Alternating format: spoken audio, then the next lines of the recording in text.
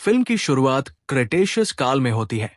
कई जीव छोटे जानवरों का शिकार करते हैं, इससे पहले कि एक टीरेक्स छोटे लेकिन घातक डिनो शिकारियों का पीछा करता है, जिन्हें स्नैपर्स कहा जाता है।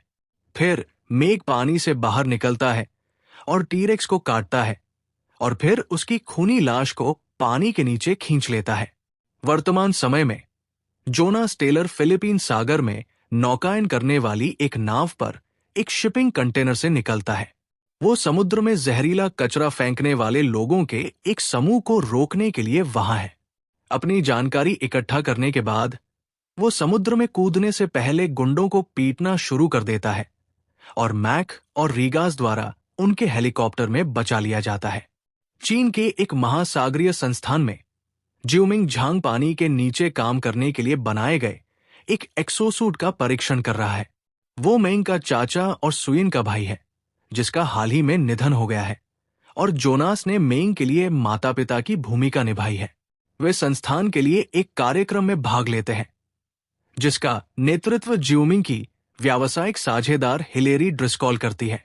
ज्यूमिंग सुइन और उनके पिता को श्रद्धांजलि देता है और उनके सम्मान में महासागराधारित शोध जारी रखने की कसम खाता है। इसके बाद ज्यूमिंग हाइकी को पेश करता है, एक पकड़ा हुआ मेगालोडन जो उसके आदेशों का पालन करता हुआ प्रतीत होता है। इस बीच जोनास ने मोंटेस नामक एक संदिग्ध व्यक्ति को कार्यक्रम में उसकी ओर देखता हुआ देखा। ज्यूमिंग एक परीक्षण करने की कोशिश करता है, जिसमें वह एक उपकरण का उपयोग करके ऐसी आवाजें निकालता है जो हाइकी को उससे दूर रखेगी। दूसरे रन के दौरान हाइकी सुनता हुआ नहीं दिखता है और चालक दल तब तक ज्यूमिंग के लिए चिंतित रहता है जब तक कि वो बिना किसी नुकसान के स्टेशन में वापस नहीं आ जाता। जोनास का कहना है कि ज्यूमिंग लापरवाह हो रहा है और हाइकी के व्यवहार के लिए चिंता दिखाता है। जब चालक दल उसे अकेला छोड़ देता है तो हाइकी वेंट को तोड़कर खुले पानी में तैर जाती है।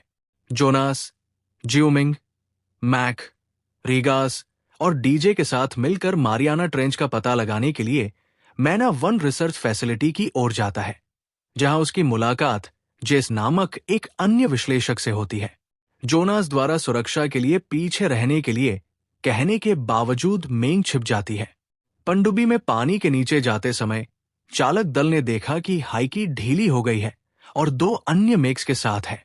इस बीच मोंटेस एक खनिज खेती अभियान का नेतृत्व कर रहा है। इससे पहले कि वो मैना 1 चालक दल को पास में देखता है, वो पूरी चीज को उड़ा देता है, अपने स्वयं के चालक दल को मार देता है और दूसरी पनडुब्बी को क्रैश कर देता है। मोंटेस फिर अपने बॉस ड्रिस्कॉल को रिपोर्ट करता है, जो उसे बताता है कि उन्हें मैना 1 चालक दल को स्टेशन पर अपना काम खोजने से रोकने की जरूरत है। सभी के उठने के बाद मैक अभी भी स्टेशन पर यह निर्धारित करता है कि पनडुब्बी में तोड़फोड़ की गई थी। चालक दल सीमित ऑक्सीजन के साथ एक्सोसूट का उपयोग करके पनडुब्बी से बाहर निकलता है और पास के स्टेशन पर पहुंचता है।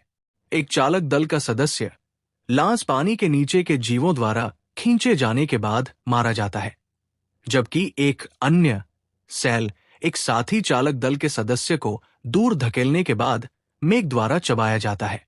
जैसे ही वे स्टेशन पर पहुंचते हैं, एक अन्य चालक दल के सदस्य कर्टिस का सूट पानी निकलने से पहले ही फट जाता है, क्योंकि उसका हेलमेट टूट गया था। इसके बाद क्रू मदद के लिए कॉल करने का तरीका खोजने के लिए स्टेशन के माध्यम से देखना शुरू करता है।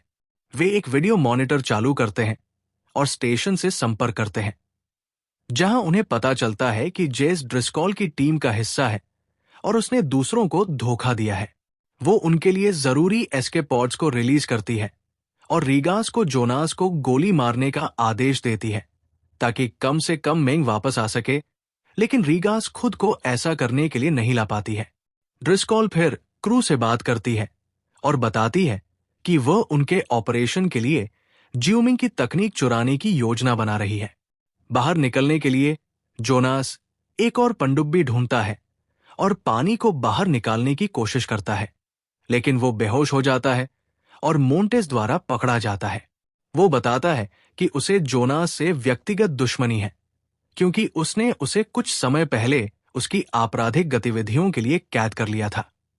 वे एक छोटी लड़ाई में पड़ जाते हैं, लेकिन जोनास चालक दल को पनडुब्बी पर चढ़ाने में सफल हो जाता है ताकि वे वहां से निकल सकें।